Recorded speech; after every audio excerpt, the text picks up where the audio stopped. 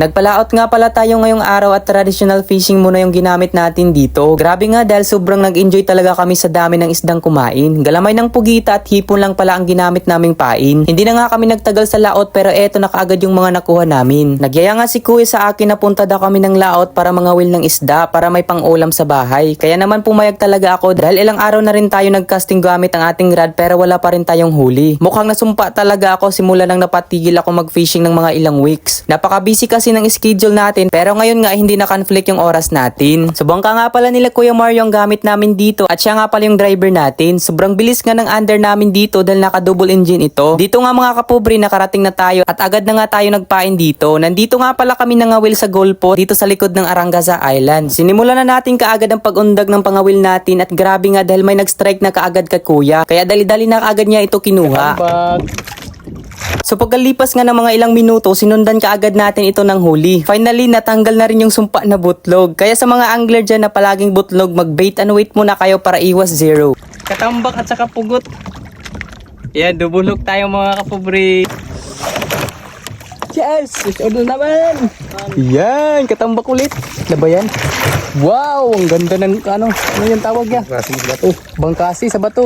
Napakagaling talaga mga will ni Kuya dahil sunod-sunod talaga yung mga nahook niya. Ito rin kasi yung mga ginagawa niya dati nung hindi pa siya naging fireman. Kaya hanggang ngayon gusto niya pa din itong gawin. Malaki talagang pasasalamat ko kay Kuya dahil naranasan ko ulit ang ganitong gawain. Palagi din kasi ako sumasama kay Papa sa laot nung nasa elementarya at high school pa ako. Na kung saan iba't ibang paraan ng pag-fishing yung mga nalalaman ko kay Papa. Fish oro.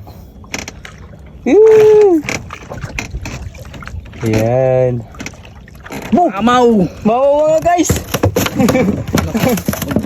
Yeah. Mamaw! Nice one, nice one. Ako rin mga guys, so gamayagi. Eto, kuha niya ulit akong pobre. So dito mga kapobre, nanghihina na si Astig dyan dahil nahihilo na siya at sumusuka ng dahil sa lakas talaga ng alon at paggiwang-giwang yung bangka natin. Ayan mga guys, mga kapobre. Dito naman mga kapobre ay may nag-strike kay Kuya ng malaking isda. Sobrang bigat nga nito hilain sabi ni Kuya. Kaya panoorin natin ito kung anong isda at gaano kalaki. Grabe ho. Lumalaban mga kapobre. Ay laki. Mahaba. Ano yan? Lapad. Ang lapad.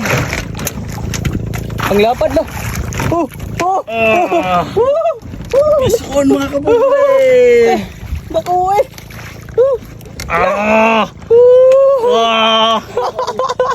Ano isda niya? Grabe mga kapobre, tingnan nyo.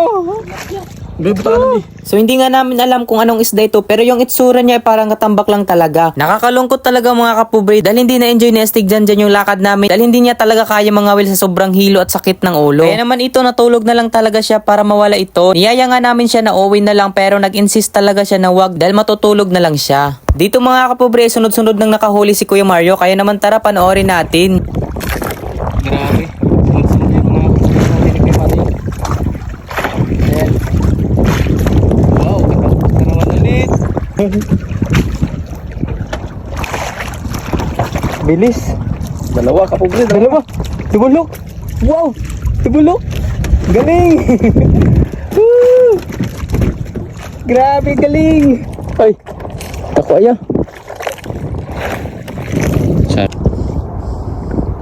At sa huling hulog natin ng pamingwit, nakadali na rin tayo. Konti lang talaga nahuli natin ngayon at si Kuya Mario ang MVP sa adventure na ito. So hindi na nga pala kami nagtagal nito mga kapobre dahil uuwi na tayo. May pangsabaw na tayo mamaya nito. Hindi na natin kailangan magpatagal pa basta ang importante ay makaulam na tayo ng masarap na sabaw. So ito lang pala yung kinaya natin mga kapobre, mga nasa 1 or 2 kilo na ito lahat. So okay na ito mga kapobre, not bad na dahil hindi naman tayo nagtagal. Malilibre na naman tayo nito ng pang-ulam mamaya. Puro mga katambak nga palang mga nahuli nating isda dito. Grabe, first class talaga. Sobrang mahal pa naman nito bilhin sa palengke na sa 300 plus at ang kilo. So hanggang dito na lang tayo sa video na ito mga kapobre. Bye bye!